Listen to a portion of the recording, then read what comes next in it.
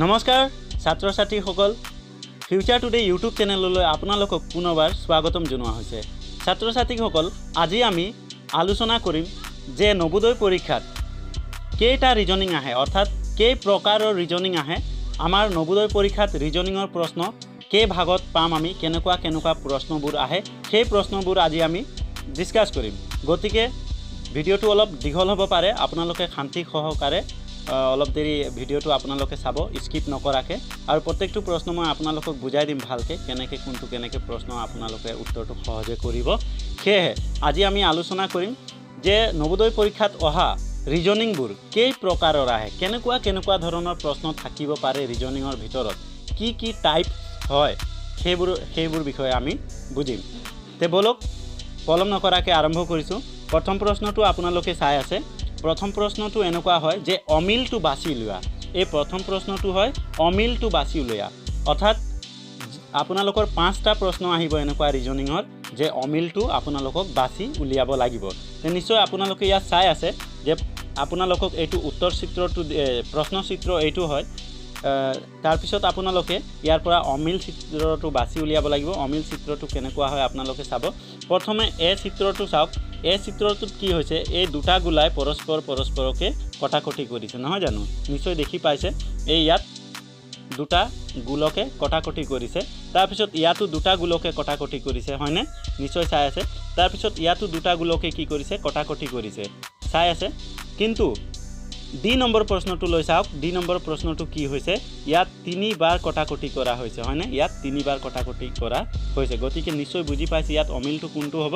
অমিলটো হৈ যাব D number. কিয় অমিলটো ডি নম্বৰটো কিয় অমিল হ'ল, কিয়নো আমাৰ বাকীবোৰ প্ৰশ্ন চিত্ৰত দুটা গোলাই কটাকটি কৰিছে পৰস্পৰৰ মাজত, কিন্তু ডি নম্বৰ প্ৰশ্নটোত কি হৈছে 3বাৰ কটাকটি কৰা হৈছে। গতিকে ডি নম্বৰ প্ৰশ্নটো উত্তৰ হৈ যাব। আৰু অমিলটো বাছি উলিওৱা বা ফাইণ্ড দ্য অড ওৱান বুলি ইংৰাজীত কয়, অডটো বাছি উলিয়াব লাগিব আমাক অমিলটো। তে নিশ্চয় বুজি পাইছে। দ্বিতীয় প্ৰশ্নলৈ গৈছোঁ। দ্বিতীয় নম্বৰ প্ৰশ্নটো কেনেকুৱা আছে। দ্বিতীয় নম্বৰ প্ৰশ্নটো আপোনালোকৰ চাব।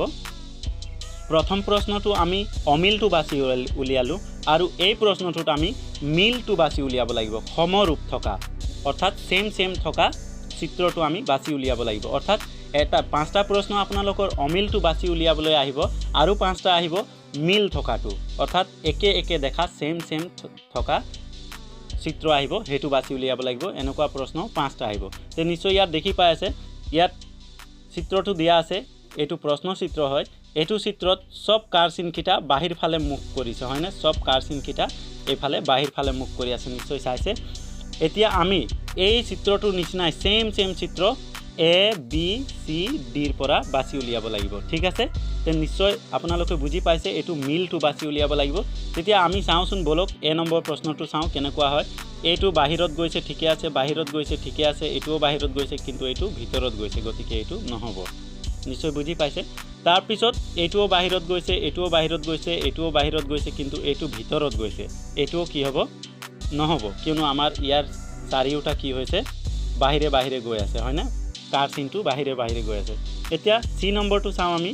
চি নম্বৰটো চালে কি হ'ব, এইটো বাহিৰত গৈ আছে ঠিকে আছে, এইটোও বাহিৰত গৈছে ঠিকে আছে, এইটো ভিতৰত গুচি গ'ল আৰু এইটোও ভিতৰত গুচি গ'ল, গতিকে চিটোও নহ'ব। যিহেতু এনেকুৱা 3টা নগ'লে ডি নম্বৰটো একদম ৰাইট হ'লে হয়। ডি নম্বৰটো আপোনালোকে চাওক, ডি নম্বৰটো কি হৈ আছে, চেম এই প্ৰশ্নটোৰ লগত মিলি আছে হয়নে, এইটো চিত্ৰৰ লগত এইটো চিত্ৰটো মিলি আছে। মই অলপ আঁতৰ কৰি দিছোঁ, চাই লিয়ক। তাৰপিছত চাব 3 নম্বৰ প্ৰশ্নটোলৈ আহোঁ। 3 নম্বৰ প্ৰশ্নটো এনেকুৱাকৈ দিয়া থাকিব, 5টা এনেকুৱা প্ৰশ্ন থাকিব। কেনেকুৱা প্ৰশ্ন থাকিব, প্ৰশ্ন চিত্ৰটো আধা হৈ থাকিব, আৰু এই আধা চিত্ৰটোক এ বি চি ডি যিকোনো এটা চিত্ৰ আনি ইয়াত বহুৱাই ইয়াক সম্পূৰ্ণ কৰিব লাগিব, পূৰা কৰিব লাগিব। মানে আধাকৈ দিয়া থাকিব, আপোনালোকে এ বি চি ডিৰ পৰা বাছি উলিয়াই কোনটো হ'ব ইয়াত পূৰা কৰিব লাগিব। তো নিশ্চয় বুজি পাইছে মই কি কৈ আছোঁ। এইটো কেনেকুৱা হৈছে, এই চিত্ৰবোৰ মানে টুকুৰা মিলাবলৈ আহিব, টুকুৰাবোৰ জইন লগাবলৈ আহিব, ঠিক আছে। তো নিশ্চয় প্ৰশ্নটোৰ প্ৰথম চিত্ৰ এই চিত্ৰটোলৈ মন কৰিব। ইয়াত চব গোল হৈ আছে নহয় জানো, এনেকৈ গোল হৈ আছে, এইটো গোল হৈ আছে, নিশ্চয় চাইছে। তে এই গোল হৈ থকাটো 4ৰ্থ নম্বৰতো এনেকৈ গোল হৈ যাব হয়নে, মই অলপ আঁকিবলৈ অসুবিধা হৈছে, এনেকৈ গোল হৈ যাব। এতিয়া গোল থকাটো কি, এ নম্বৰটোতো এনেও নহ'ব, কিয়নো ইয়াত এনেকুৱা বৰ্গ হিচাপে আছে, এইটোতো এনেও নহ'ব, এইটো নোজোৰে ইয়াত, কিয়নো ইয়াত চবতে গোল গোল আছে, এইকেইটা গোল গোল আছে। গতিকে এইটো এ নম্বৰটো এনেই নহ'ব, কিয়নো এ নম্বৰটো নহ'ব কিয়নো ইয়াত বৰ্গৰ নিচিনা আছে, এইটো নহ'ব। হ'ব পাৰে বি নম্বৰ হ'ব পাৰে, চি নম্বৰ হ'ব পাৰে বা ডি হ'ব পাৰে, যিকোনো। তে আমি প্ৰথমে তৰফটো চাই লওঁ। প্ৰথমে কি আছে, এই খালী অংশটো আছে হয়নে, তাৰপিছত এনেকুৱা ফুট আছে, তাৰপিছত কলা কলা আছে হয়নে। আমিও এনেকুৱাই চিত্ৰ এইবোৰৰ পৰা বাছি উলিয়াব লাগিব, বুজি পাইছে। তে তিনি তৰফ আছে আমাৰ এই প্ৰশ্নটোৰ হেৰি। তে প্ৰথমটোতো এনেকৈ গোলকৈ আহি যাব, ঠিক আছে, এইটো গোল আছে। তাৰপিছত ফুটকৈ আছে, এইটো এনেকৈ চিধাকৈ আহিব, ফুটকৈ আছে, আৰু এইটো এনেকুৱা আছে, ঠিকে আছে। তাৰপিছত ব্লেক কালাৰটো, কলা ৰঙৰটো এনেকুৱা আহিব, এইটো ব্লেক কালাৰৰ আছে। তো নিশ্চয় আপোনালোকে বুজি পাইছে এই প্ৰশ্নটোৰ উত্তৰটো কোনটো হ'ব লাগে। এই প্ৰশ্নটোৰ উত্তৰটো বি নম্বৰটো কাৰেক্ট হ'ব লাগে। ডিটোও চাই অলপ লাগি আছে যে এইটো হ'ব লাগে হয়নে, কিন্তু ইয়াৰ বি নহ'ব, কিয়নো ইয়াৰ বাউণ্ডেৰীটো আমাক দিয়া নাই। আৰু আমাৰ ডি নম্বৰটো হৈ যাব কেনেকৈ, ডি নম্বৰটো হৈ যাব ইয়াৰ বাউণ্ডেৰীটো ইয়াত দিয়া আছে, কিয়নো আমাক ইয়াৰো বাউণ্ডেৰীটো এনেকৈ ইয়াত দিয়া আছে হয়নে। সেইকাৰণে ডি নম্বৰ প্ৰশ্নটো উত্তৰ হৈ যাব। ডি নম্বৰ প্ৰশ্নৰ 12 নম্বৰ প্ৰশ্নটোৰ উত্তৰ ডি নম্বৰ হ'ব। গতিকে নিশ্চয় বুজি পাইছে। কিবা অসুবিধা পালে ভিডিঅ'টো ৰিপিট কৰি চাব, অনুগ্ৰহ কৰি চেনেলটো ছাবস্ক্ৰাইব কৰি দিব।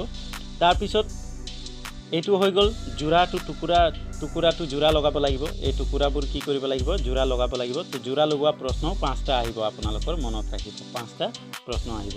ছেকেণ্ড প্ৰশ্নত গৈছোঁ। 13 নম্বৰ প্ৰশ্নটো আপোনালোকে মন কৰিব। 13 নম্বৰ প্ৰশ্নটো কেনেকুৱা ধৰণৰ প্ৰশ্ন, যে আপোনালোকক আধা আঁকি দিয়া থাকিব আৰু তাৰ পিছৰ ষ্টেপটো কেনেকৈ হ'ব আপোনালোকক বাছি উলিয়াব লাগিব।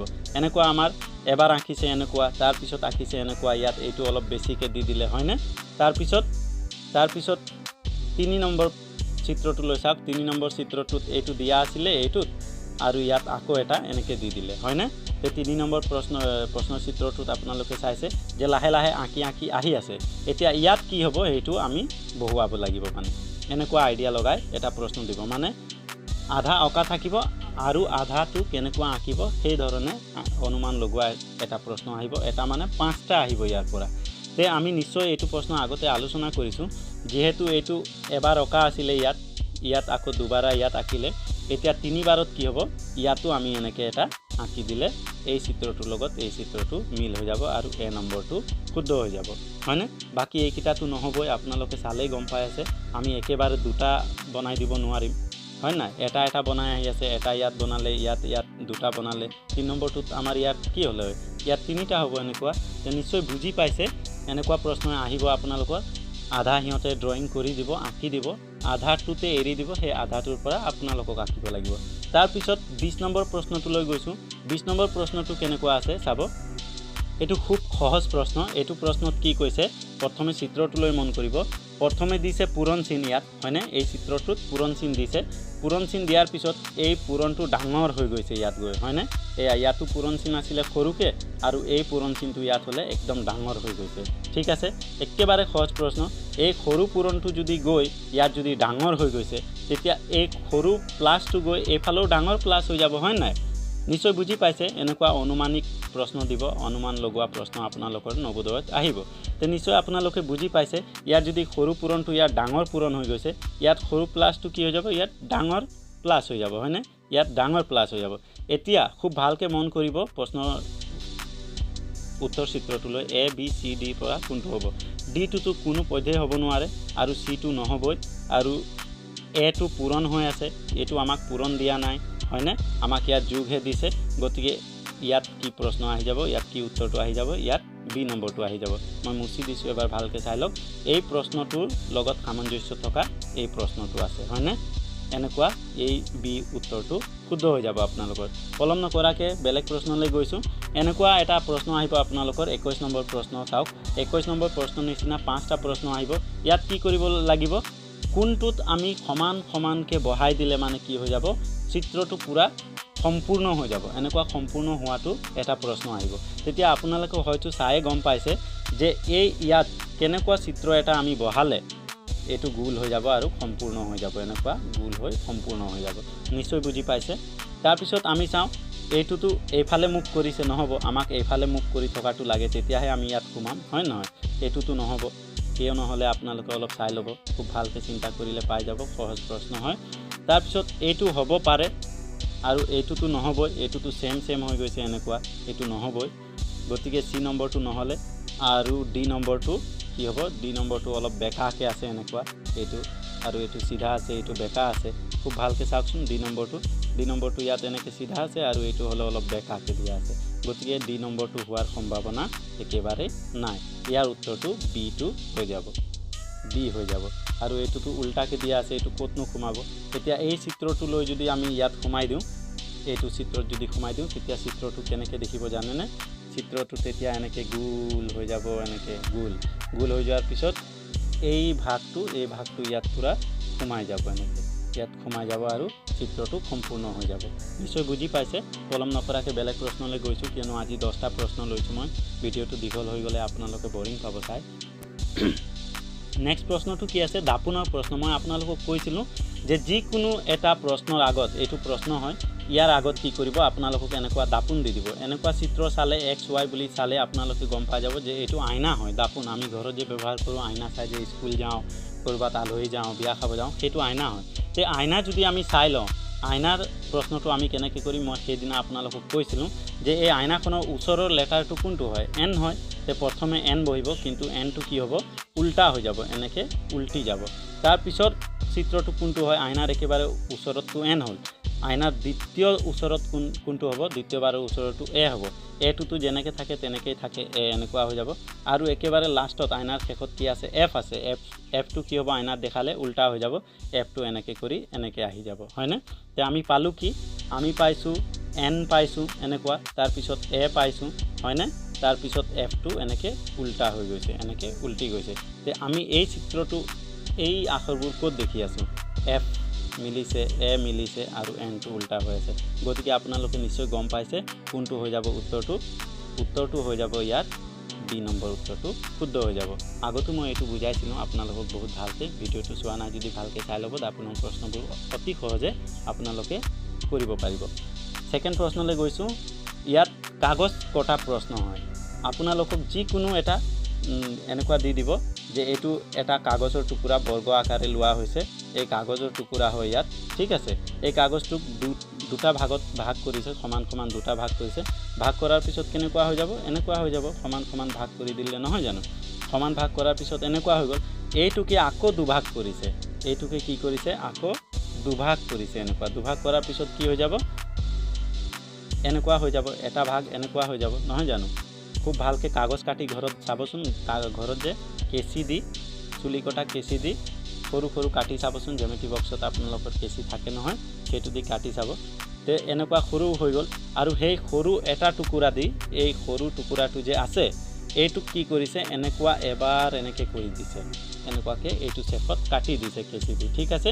এতিয়া মই কৈছিলোঁ আপোনালোকক, এটা পাৰ্টত যদি এনেকুৱা থাকে, তে দ্বিতীয় পাৰ্টটোতো কি হ'ব, এনেকুৱাকৈ আহি যাব। তেতিয়া এইটো 4 ভাগ হৈছিলে, হয়নে? চিত্ৰটো 4 ভাগ কৰিছিলে। তেতিয়া এইটো পাৰ্টতো এনেকুৱা এটা আহি যাব, হয়নে? আৰু এইটো পাৰ্টতো এনেকুৱা এটা আহি যাব। খুব ভালকৈ ধ্যান কৰিবচোন। এটা পাৰ্ট যদি এনেকুৱা থাকে, এনেকুৱা যদি এটা পাৰ্ট দিয়া থাকে আপোনালোকক, এটা পাৰ্টত এভাগত যদি এনেকুৱা এটা চিত্ৰ দিয়া আছে, এইটো মাজৰটো, তেতিয়া আপোনালোকৰ 4 ভাগ কৰিছিলে চিত্ৰটোক, 4 ভাগ কৰি ল'ব। 4 ভাগ কৰাৰ পিছত এইফালেও এটা আহি যাব, এইফালেও এটা আহি যাব আৰু এইফালেও এটা আহি যাব। তো এনেকুৱা চিত্ৰটো আমি ক'ত দেখি পাইছোঁ? এইটোতো নহয়, তেনেকৈ দেখা নাই। এইটোতো হ'বই নোৱাৰে, এইটোতো বহুত হৈ গৈছে, ইয়াত হ'বই নোৱাৰে। গতিকে এইটো চি নম্বৰটো কাৰেক্ট উত্তৰ হৈ যাব। এই প্ৰশ্নৰ কাৰেক্ট উত্তৰটো হৈ যাব চি নম্বৰ। নিশ্চয় বুজি পাইছে।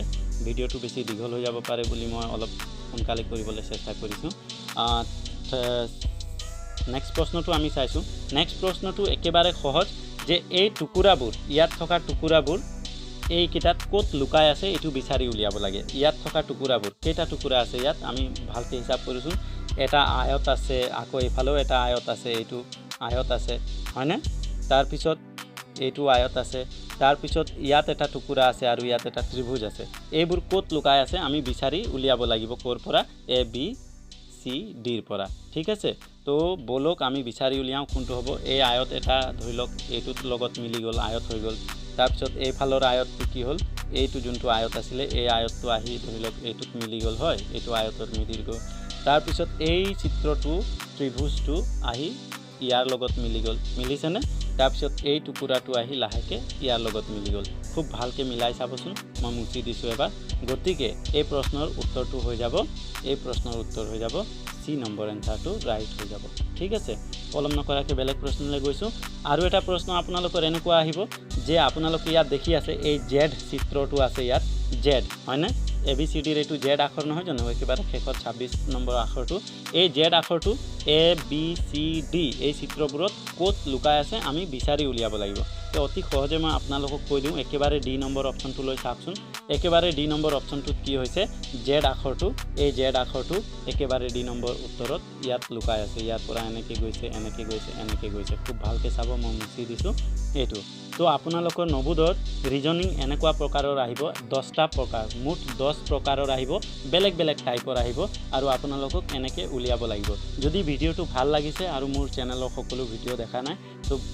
ডিসক্ৰিপশ্যনত প্লেলিষ্টত গৈ সব ভিডিঅ'কেইটা চাই ল'ব আপোনালোকৰ মই সব ভালকৈ শিকাইছোঁ আৰু অতি সহজে কেনেকৈ ওলাব সেইবোৰৰ বিষয়ে মই আপোনালোকক কৈছোঁ খুব ভালকৈ আপোনালোকে চেষ্টা কৰিব নিজেই পাৰিব নবোদয়ত ইমান টান প্ৰশ্ন নাহে গতিকে চেনেলটো সাবস্ক্ৰাইব কৰি থব আৰু আপোনালোকৰ লগৰ ভাগৰ কোনোবা আছে যদি নবোদয় এক্সাম দিব সিহঁতলৈ ভিডিঅ'টো শ্বেয়াৰ কৰি দিব thank you for watching my video'